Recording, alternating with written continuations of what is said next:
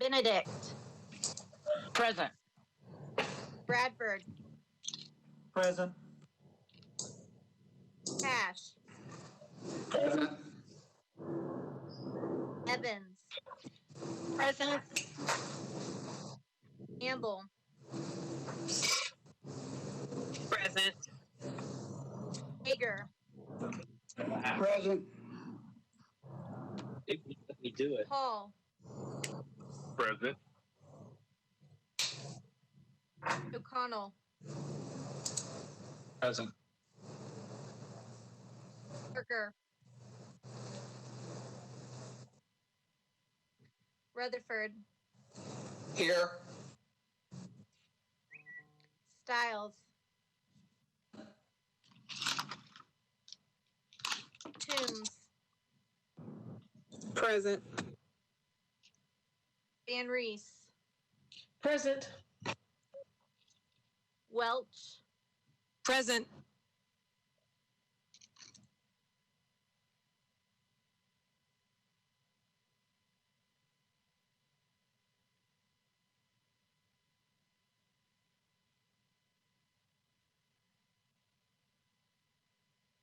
All right. Pursuant to Governor Lee's Executive Order number 16 regarding electronic meetings as extended by Executive Orders 34, 51, and 60, I make a motion that this committee meeting agenda constitutes essential business of the Metropolitan Council and that the meeting electronically is necessary to protect the health, safety, and welfare of Tennesseans in the light of the COVID-19 outbreak. I will make that motion. Councilman Withers. I would like to second that motion. Thank you. We're going to run through the roll call again. Allen. Aye.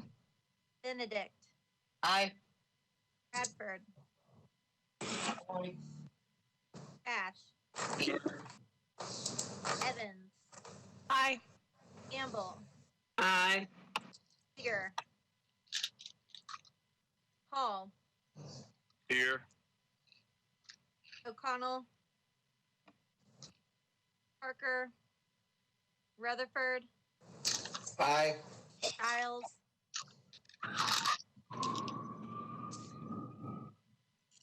Van Reese. Aye. Welch. Aye. Withers. Great, that motion passes. We're going to run through the consent agenda. Starting with item number 2, resolution RS 2020-598 is on consent. Resolution RS 2020-599 is on consent if Councilman Taylor is here.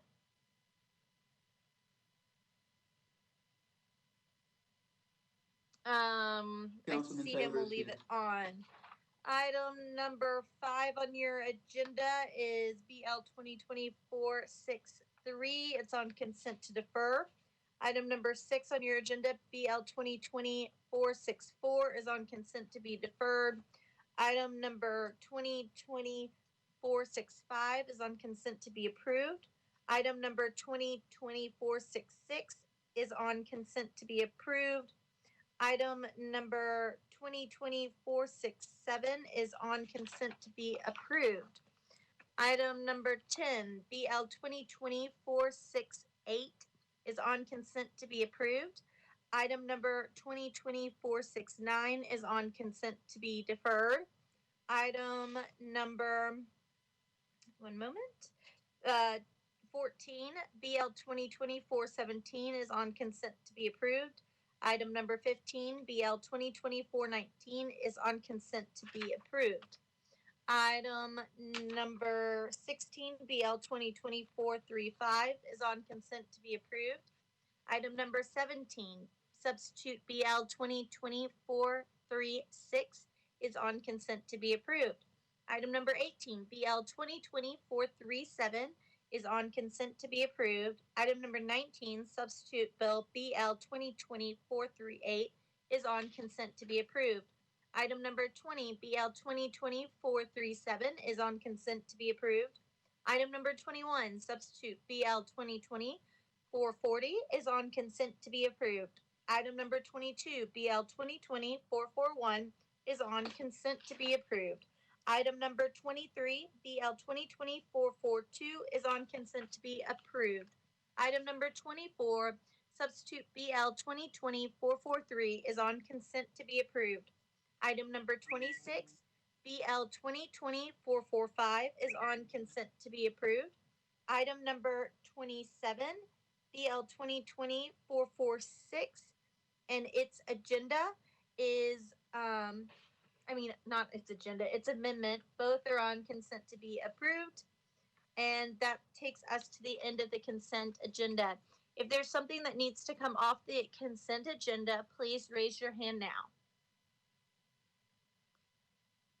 Seeing none, hearing none, I'm going to read through the rest of the captions very quickly, and then we will vote by roll call on the consent agenda. So that takes us back to item number 2, RS 2020-598, Styles and Others, approves intergovernmental agreement between TDOT and Metro Public Works for the acceptance of traffic signal improvements in connection with construction at the I-24 eastbound exit ramp at State Route 254 Old Hickory Boulevard, proposal number 2020 M-022 AG-001.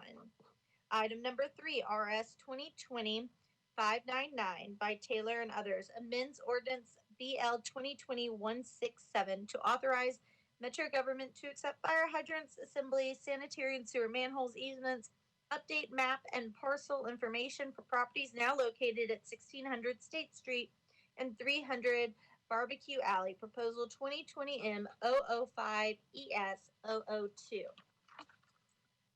Item number 5 is BL 2020-463 by Parker and Others, renames a portion of Sharp Avenue between McFerrin Avenue and CSX Railroad to West Sharp Avenue, proposal number 2020 M003 SR001. Item number 6, BL 2020-464 Hurt and Others, changes the name of 10th Avenue Circle North from Rosa Parks Boulevard to Dr. Martin Luther King Boulevard to Reverend Kelly M. Smith Circle, proposal 2020 M005 SR-001. Item number 7, BL 2020-465 by Taylor and Others, abandons an unimproved, unnumbered alley right-of-way and easement from 14th Avenue North to alley number 540, proposal number 2020 M-009 AB001. Item number 8, BL 2020-446, Lee and Others, accepts permanent and temporary easements for the Granny Wright Lane Stormwater Improvement Project for 2 properties located at 2335 and 2337 Granny Wright Lane, project number 20-SWC-64, and proposal number 2020 M-075 ES-001. Item number 9, BL 2020-460 Bradford and Others, accepts permanent and temporary easements for the Kipling Drive Stormwater Improvement Project for 13 projects located along Goodfar Drive, Aladdin Drive, and Kipling Drive, project number 20-SWC-326, and proposal number 2020 M-074 ES-001. Taking us to item number 10, BL 2020-468 Roberts and Others, accepts new public water and sanitary sewer main, fire hydrant assemblies, sanitary sewer manholes and easements for property located at 110 Toon Airport Drive, MWS project numbers 20-WL-63 and 20-SL-161, and proposal number 2020 M-073 ES-001. Item number 11, BL 2020-469 by Murphy and Nash, accepts public sanitary sewer mains and sanitary sewer manholes for 3 properties located on Clovercroft Road in Williamson County, also known as Twin Valley Farms, MSW project number 20-SL-141, and proposal number 2020 M-072 ES-001. Taking us to item number 14, BL 2020-4 417 by Taylor. Changes 1.12 acres from MUI-A to SP zoning for properties located 1709, 1711, 1715, and 1717 and 1719 Hayes Street to provide a mixed-use development. Item number 15, BL 2024-19 by Welch, changes 0.53 acres from SR5 to RM20ANS zoning for properties located at 327 and 337 Withslet Road, proposal number 2020 Z063 PR001. Item number 16 expands 439.93 acres of the Urban Design Overlay District for various properties located along Murfreesboro Pike from Donaldson Street to Interstate 24 and north of Woody Crest Avenue, Zone CS, OR, ORIA, MUG, IWD, and SP. Proposal 2020 Z-112 PR-001. Thank you to whoever wrote that I don't have to read it all. Item number 17, the substitute bill BL 2024-36 by Rutherford changes a specific plan for properties located at Nolensville Pike unnumbered and a portion of property located at Nolensville Pike unnumbered at the southeast corner of Burkett Road and Nolensville Pike to add 1.51 acres currently zoned AR2A and within a corridor design overlay district to be zoned SP to permit a mixed-use development, all of which is described herein. Proposal number 2015 SP-084-000. Item number 18, BL 2024-37 O'Connell and others, changes 0.89 acres from IR to SP zoning at property located at 1217, 1221, 1225, 1227, 1229, and 1231 2nd Avenue North to permit a mixed-use development. Proposal number 2020 SP-033-001.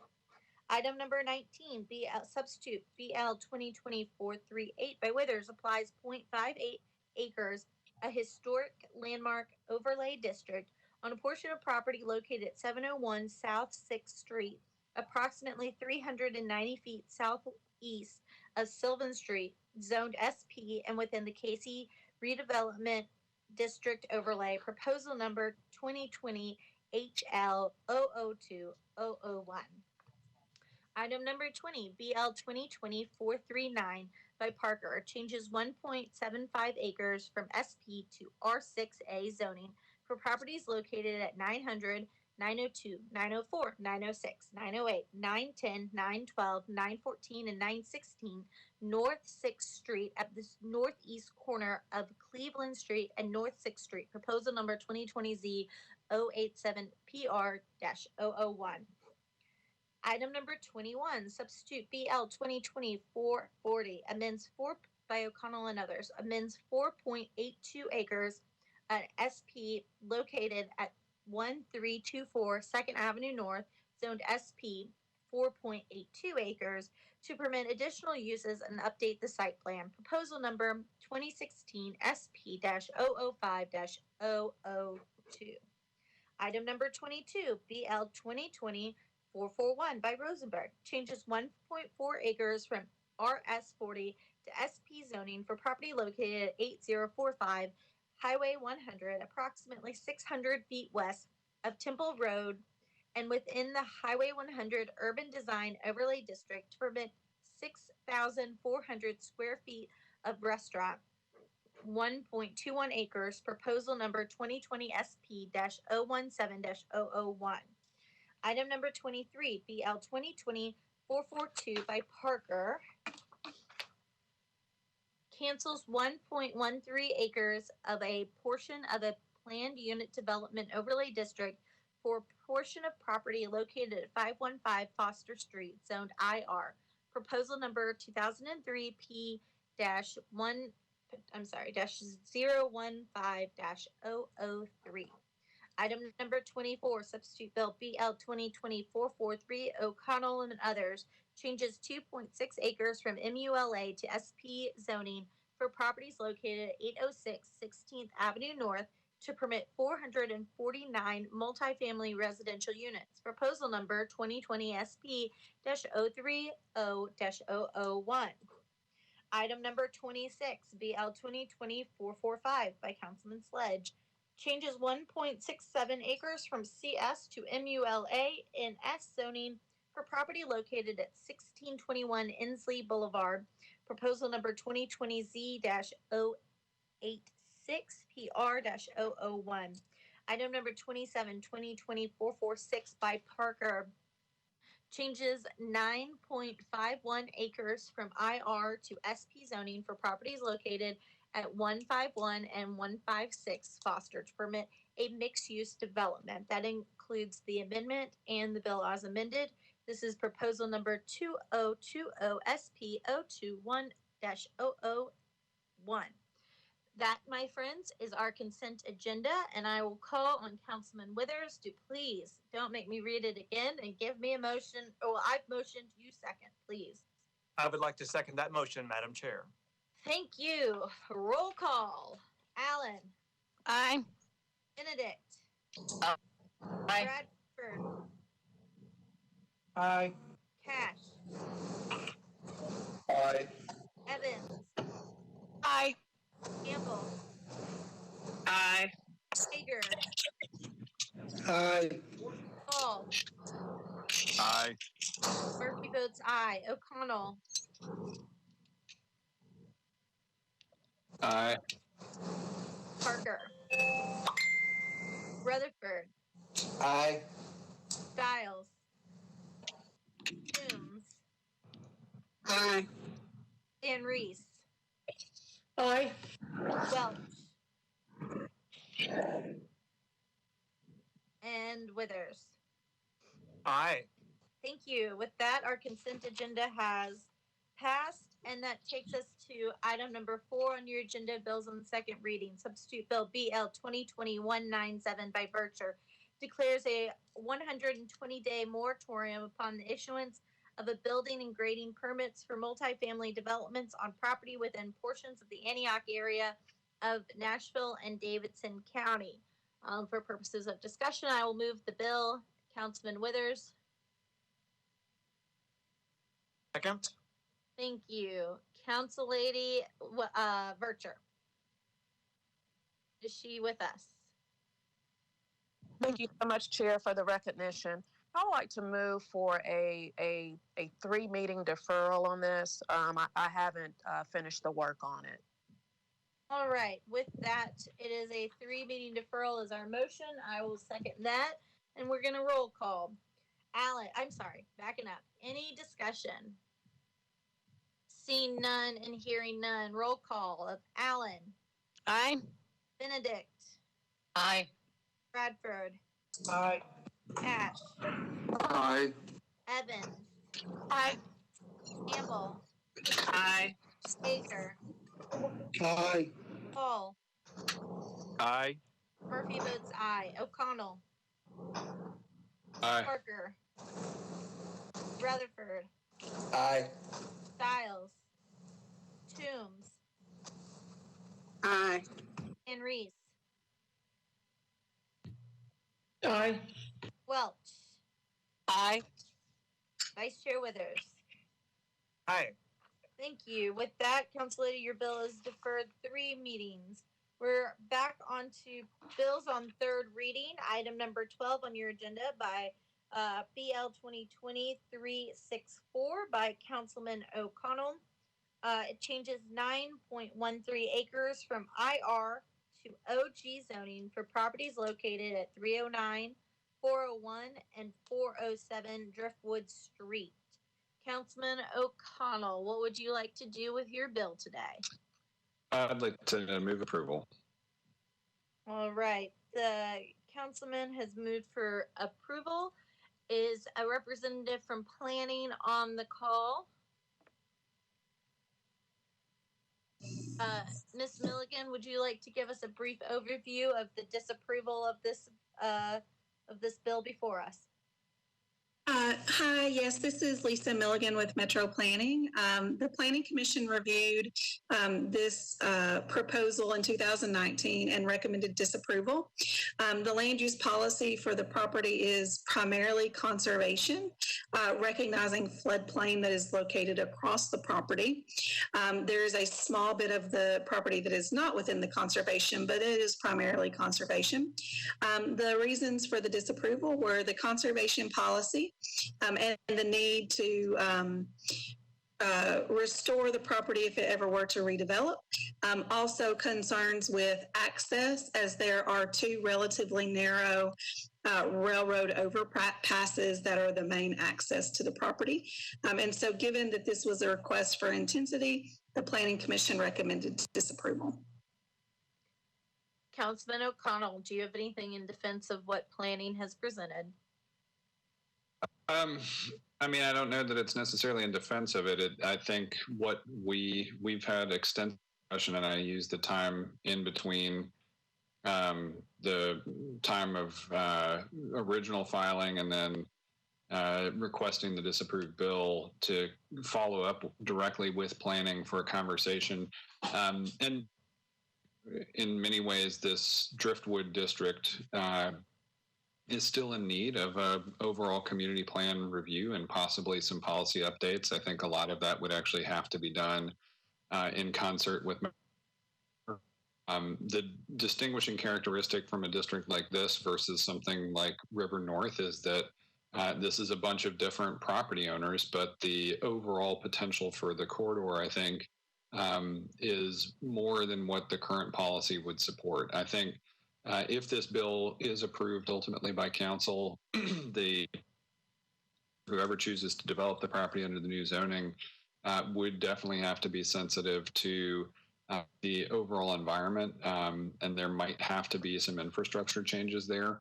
But I think the overall potential for this corridor is worth using this to maybe tug discussion forward anyway. So we've discussed this a little bit already in council and committee as we've gone through the public hearing process at Planning Commission. This is not the kind of disapproved bill that has a lot of community opposition. In fact, a lot of the other property owners were the community plan proposal have position at any point along the way so far, and I would appreciate colleague support.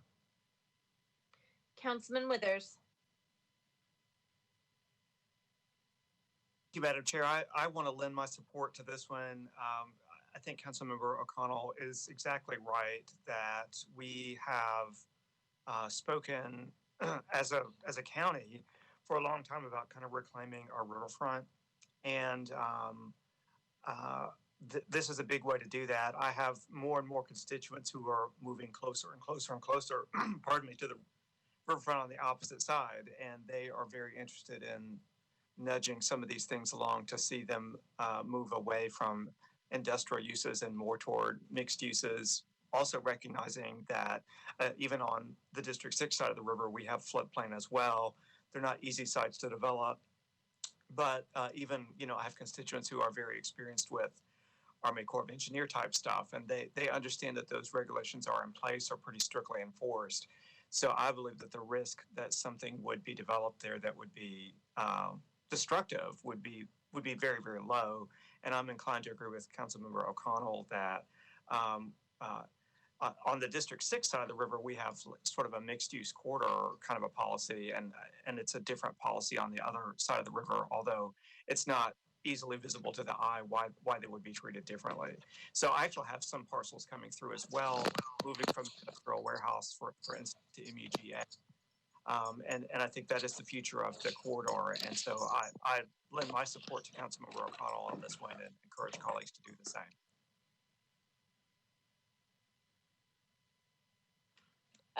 Council Lady Allen. Thank you, Madam Chair. I need to get a better understanding of this. So I'm seeing that the request is to go from IR to OG. And then as I look at Google Maps on this, it seems to be bound by the river to the north and the railroad tracks to the south. and there are lots of barges parked on the river that seem to be making extensive use of the river infrastructure that's there, which to me seems different from what I see on the north side of the river, where it's Davidson Road, which is a great bikeway leading to Shelby Bottoms. And so I just am having a hard time understanding how this area, which seems very heavily industrial, at this point, it doesn't look to me like it's an area on the cusp of changing to something different.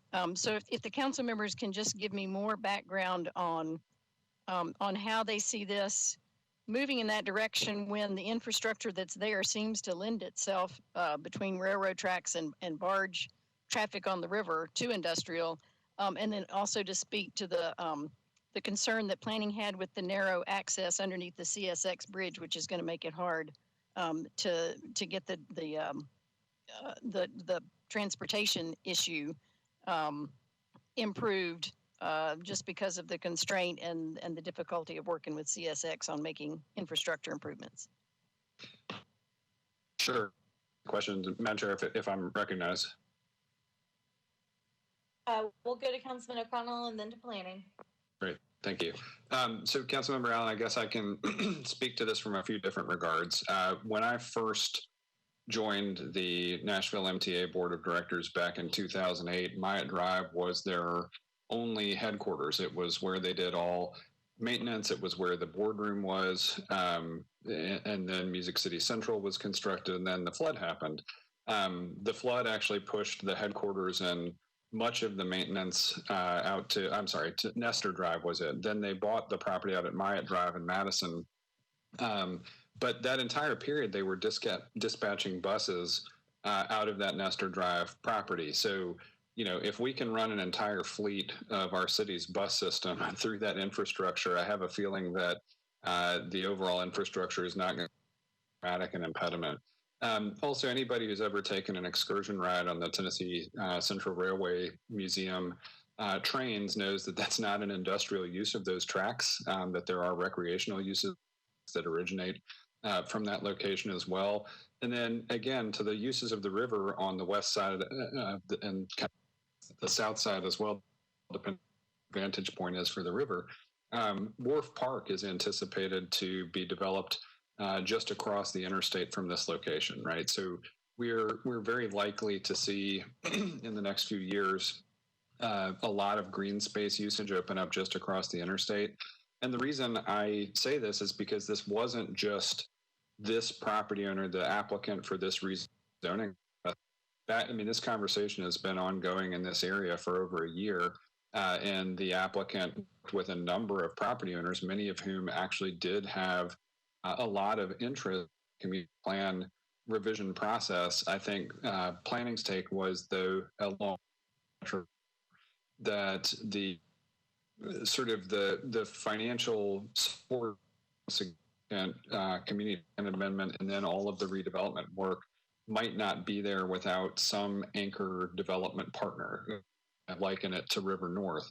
For the project, though, I'm not as concerned about that capacity, especially because this is immediately near the bridge access point.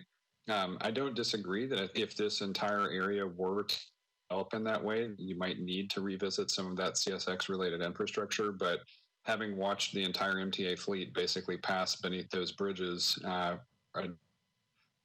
I don't think it's the kind of showstopper, and I think any anticipating a use on that side of Nestor would understand the constraints that exist right or they did any significant redevelopment. Thank you, Councilman. And I will say that having reviewed when this went to planning and having talked to planning staff, my impression is from the commission point of view is almost this was one where the plan had not caught up with what this development plan is here. And as we all know, we want a lot of our plans to be updated because so much has changed in Nashville, but our planning department only has so much time and staff resources to get that done. And so as your planning chair at this point. While I didn't hear this case, it was heard at the end of last term. I am not, this is not one that I think is so wildly inappropriate that it should be disapproved by the council. Where typically I would be much stronger in defending a disapproval by the planning commission. Ms. Milligan, do you have more to add?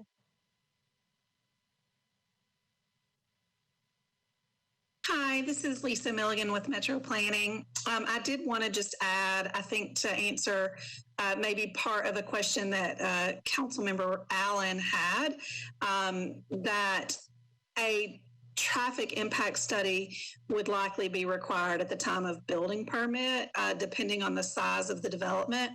And so our Public Works Department would review the findings and make recommendations as to appropriate improvements that are needed on the area roadways.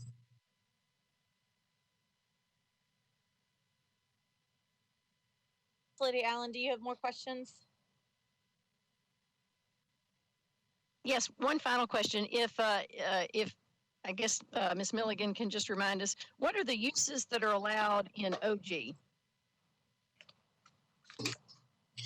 Hi, Councilmember Allen. This is Lisa with Metro Planning. Hold on just a second. I'm getting my giant zoning code opened here. Thank you. So OG is office general, and so it's mostly going to be primarily office uses. Residential use, I believe, is residential use is only permitted with conditions, and so it actually, I don't believe, would be permitted in this location. And so we're really looking more at general office, medical office, those types of uses. Limited retail, only in association with other office uses. And so we're really talking primarily about general office, medical office, those types of uses.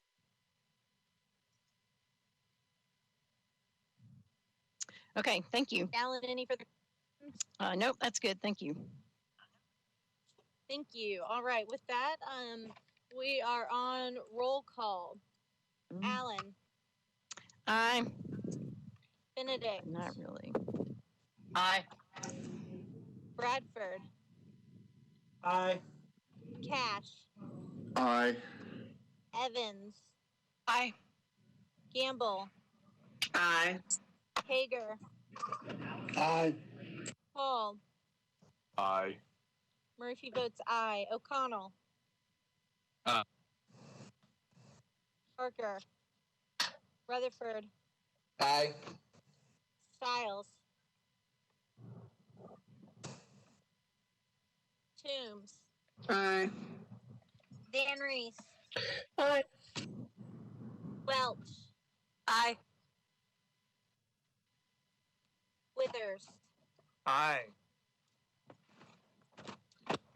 With the bill passes, if you'll give me a second so I can turn my pages.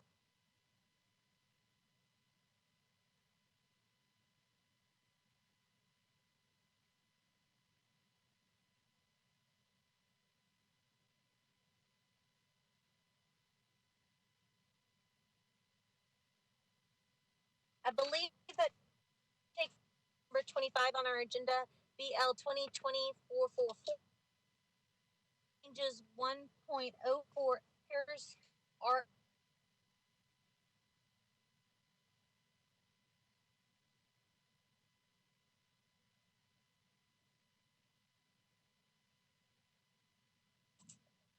I think we lost you. You're coming in and out, Council Lady.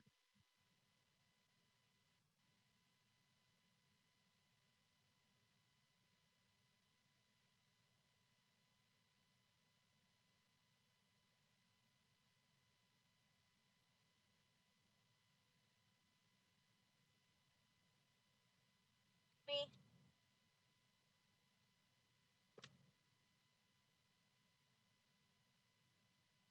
Councilman Withers, can you second? Did I get lost? Did y'all hear any of that? We heard very little of it. Correct, yeah.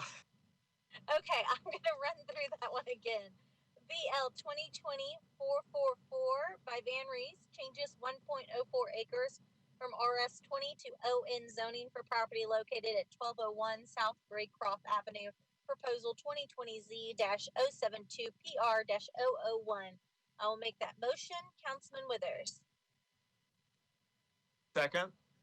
Thank you. Council Lady Van Rees, I had thought there was some discontent on this one at the hearing, so I will give the floor over to you.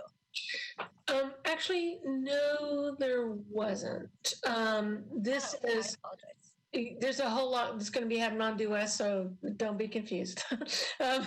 This is right at the corner of Due West Avenue and South Graycroft. It is a residential property that stands alone as not being office ON as well.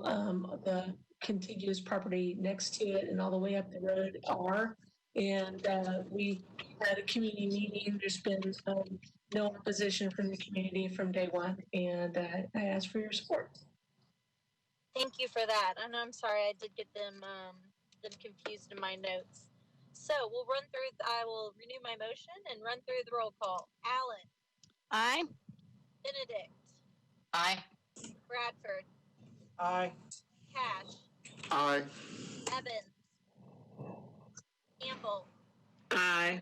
Baker. Aye. Paul. Aye. Murphy votes aye. O'Connell. Aye. Parker. Rutherford. Aye. Stiles. Aye. Toombs. Aye. Van Rees. Aye. Welch. Aye. And back to Withers. Aye. Thank you. So that takes us to what I believe is our final item on our agenda. It's item number 29, BL 2020-447 by Councilman Hager. Changes 3.24 acres from AR2A to SCS zoning for a portion of the property located at 4000 Andrew Jackson Parkway at the northern corner of Andrew Jackson Parkway and Old Hickory Boulevard. Proposal number 2020Z-069PR-001. I will make a motion. Councilman Withers. Second. Thank you. With that, I'll turn it over to Councilman Hager for. Can everybody hear me? Yeah, this is a piece of property that's about a little over 13 acres. It's on the corner of Andrew Jackson Oak Boulevard. This is all a commercial corridor that runs from I-40 over to Lebanon Road. The only part that's not in a floodplain is this 3.24 acres. When we went to the planning, there was a lot of people that didn't want to lose what they call, there's a driving range down there.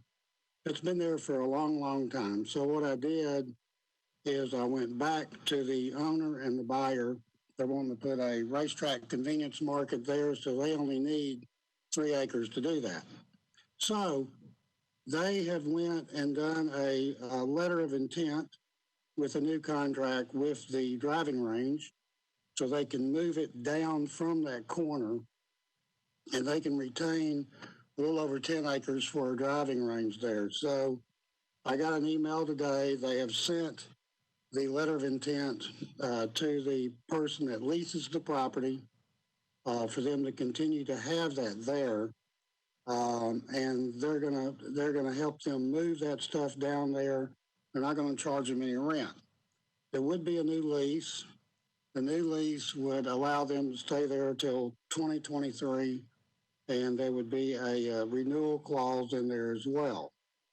At this time, they have about 2 years left on their lease with a 6-month call. So we know it's going to be there for a little bit longer, but they're wanting to go ahead and change this to CS so they can build the racetrack convenience market, but also continue to have the driving range there that coexist with that particular development. Now, let me say this. There was a lot of controversy about this. Most of the people that have complained about this are in District 12, and most of them live a half a mile away or further that complained about this. And they, of course, they wanted to keep the driving range. So that's what prompted me to go back to the owner and the buyer to work out something with the driving range where both of them could coexist. And the ball's in their court now because they have offered them a new contract to stay there. They just have to move their building on the other end of the property, and they would keep the driving range. The lady that owns this property has been trying to rezone that particular corner for years. At one time, she was going to put a restaurant there, and then she talked about a hotel. But those fell through. So this is what the buyer is looking at, is to put what they call a corporate-owned racetrack convenience market there. They are going to do some road improvements. Andrew Jackson Oka Boulevard is a pretty busy intersection, so they know they're going to have to widen the road with turning lanes and things of that nature to accommodate any extra traffic that's coming in and out of there.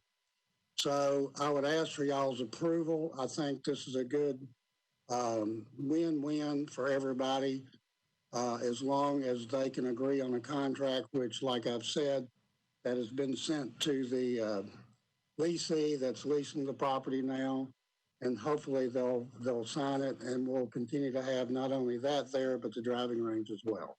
And I think Council Lady Murphy was at the planning meetings, and I passed at one time for them to work out talking to the buyer and the seller with the leasee about the driving range, and that's what I got today, is that a letter of intent has been sent to them with a new contract, and they're working with them to keep the driving range there as well on that other 10 acres, because that 10 acres is in a floodplain, so nothing can be built there anyway. Thank you. Thank you, Councilman Hager. I will say for the committee, I did skip over 405, so this is not our last agenda item. We'll come back to that after this one. I apologize for getting out of order there. I would like to echo that Councilman Hager has deferred this at the Planning Commission and here at Council to let the tenant and the buyer, the current property owner, work it out. And so let me just clarify, because it did get, I think, confusing for some of the emails coming in.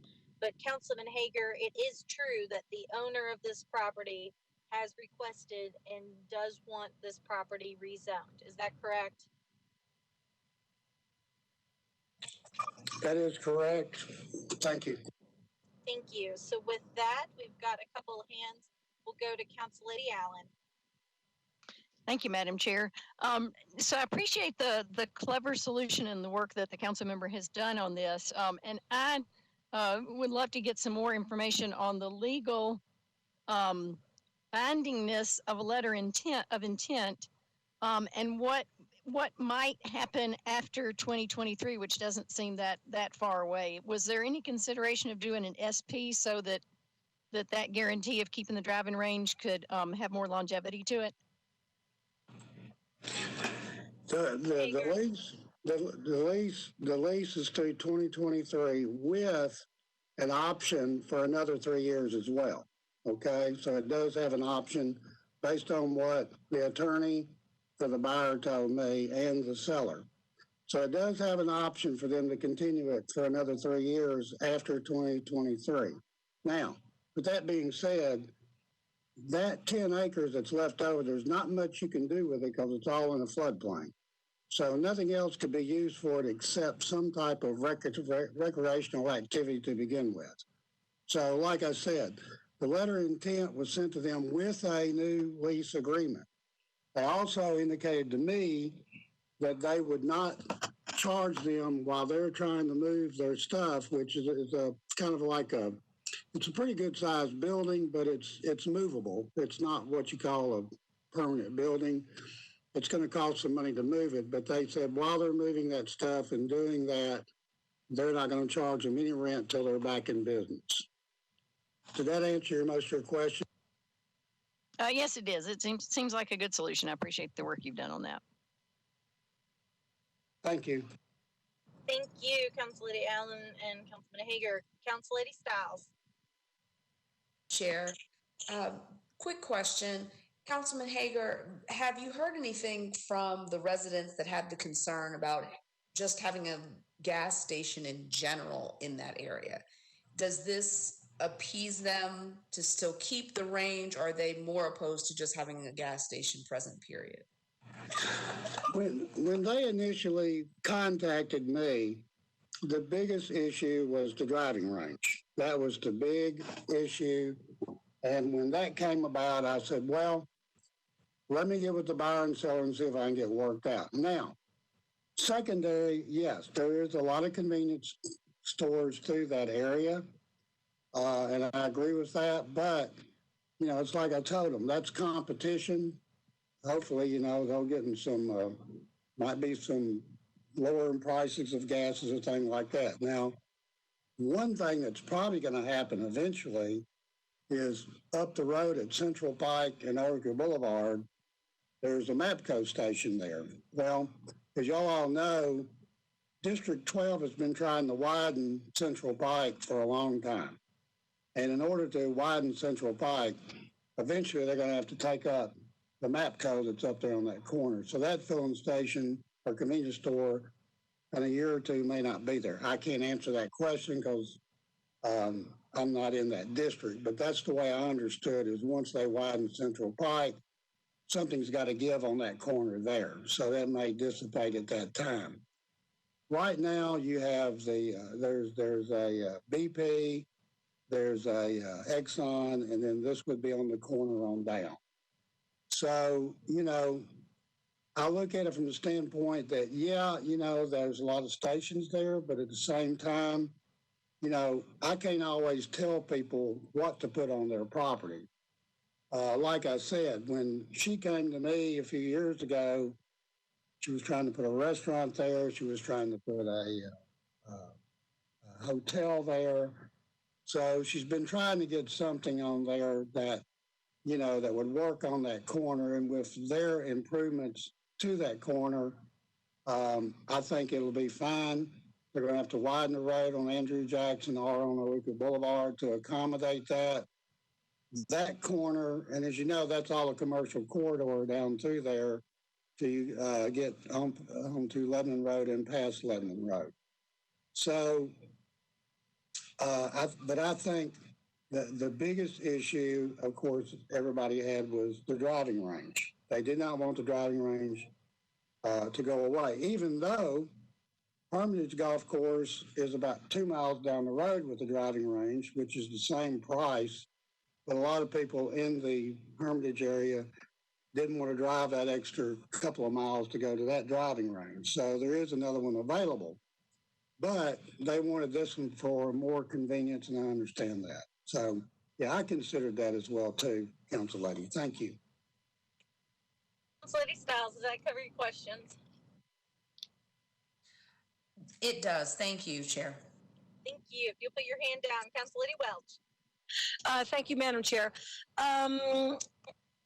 Councilmember Hager, I seem to remember at the public hearing that the owners of the driving range were very concerned. The idea of moving the driving range to the other end of that property was already on the table, and they had problems with it because there is not good access for entrance to that property, parking, and all sorts of other things that would actually disrupt their business model. Is there anything out there that addresses those concerns that they had about the practical effect of making the move would have on their business? I can't answer that question because I don't have the plans for that yet, but it's my understanding that the racetrack corporate company is going to accommodate and help them with any way they can to make sure that business still continues. I can't tell you the details because I'm not privy to all their contract negotiations and the final plans for it. All I can tell you is that they want them to stay there. They knew that a lot of people wanted them to stay there, and they're working with them as best they can to accommodate them. Thanks. Council Lady Welch, does that cover your questions? It does. I feel like I would be more comfortable if there was something in writing that was going to guarantee that racetrack was going to go that extra mile to make sure that all of those issues that need to be addressed in order for this business to survive are actually addressed. So I'm not sure how we address that, but I would be more comfortable knowing that there's actually something tangible and hard and fast in place that says the problems with keeping this business open are going to be addressed so that business can in fact stay open. So thank you. I would say that I'm a little concerned that that might be considered contract zoning if we are relying it on that contingency. But I will leave that up to our attorney to do that, to let us know about that. So, Council Lady Evans. Thank you, Chair, for recognizing me. First of all, I do want to say that I appreciate the work that Councilman Hager's put into this project. I also have received a copy of the letter of intent from Racetrack. And I wanted to go back to Councilwoman Stiles' question about whether residents have essentially, if they've been appeased by the notion that the opportunity is there for the driving range to stay. And I think overall, most of the residents that I've heard from since then have really just given up because they felt like their voices didn't really matter because there was a dividing line of Andrew Jackson Parkway with the notion that not only were they concerned about the driving range, but also, just the idea of another gas station. And to Councilman Hager's point about Central Pike and the map code that is currently there, that's one of probably a dozen potentially gas stations kind of in that stretch if you go all the way down to Bell Road and all the way to Lebanon Road. And so if you think about Old Hickory Boulevard and Andrew Jackson in particular, that's a road that we can do very little about in terms of changing the way some of those businesses that are there and some of them that operate. But in the end, the only thing that we can do is control, what do we agree to in the future? And I definitely respect the extra work that Councilman Hager has put into this, but I would like to be marked as abstaining from this vote. Thank you. Okay, with that, I see no further hands for discussion. And so we will roll call. We've got, starting at the top, Alan. Aye. Benedict. Aye. Bradford. Aye. Cash. Aye. Evans is abstaining. Gamble. Aye. Hager. Aye. Paul. Aye. Murphy votes aye. O'Connell. Parker. Rutherford. Aye. Stiles. Toombs. Aye. Van Reese. Aye. Welch. No. Withers. Aye. With that, Councilman, your bill passes, and I will count up the votes with one negative vote by Welch and one abstention by Evans. We're moving to item number 13 on your agenda. Thank you. BL Chair? 2020. Sorry, Yes? this is Councilwoman Stiles. I abstained as well. All right. Again, moving forward, even though we're virtual, you've got to vote when we call on you or before I tally or call the final vote. No, I did. I was unmuted. I understand that. So moving forward, BL 2020-405 by Councilman Sledge. An ordinance to amend Title 17 of the Metropolitan Code zoning regulations pertaining to dumpsters and other trash receptacles. Proposal number 2020-011-TX-001. I will make a motion. Councilman Withers. Second. Thank you. Councilman Sledge for a brief explanation.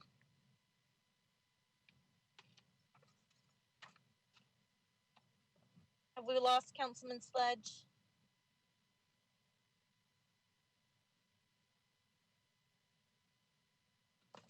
I think we've got, I was thinking that someone else was on this bill.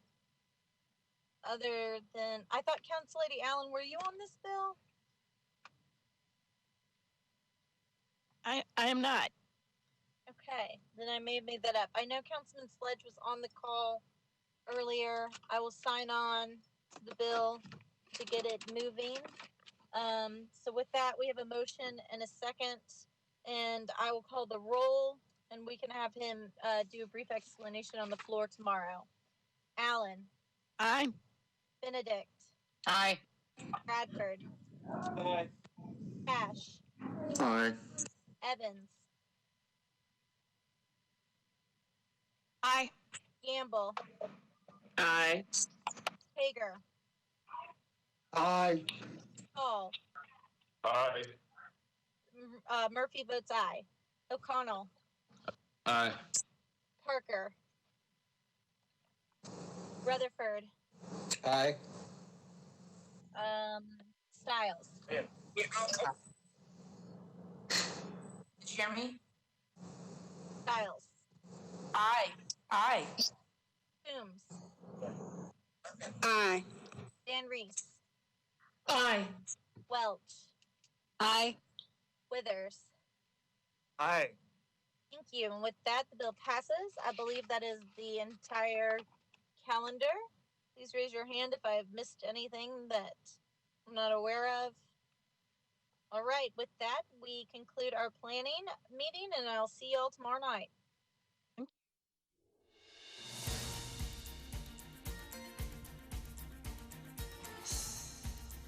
This has been a service of the Metro Nashville Network.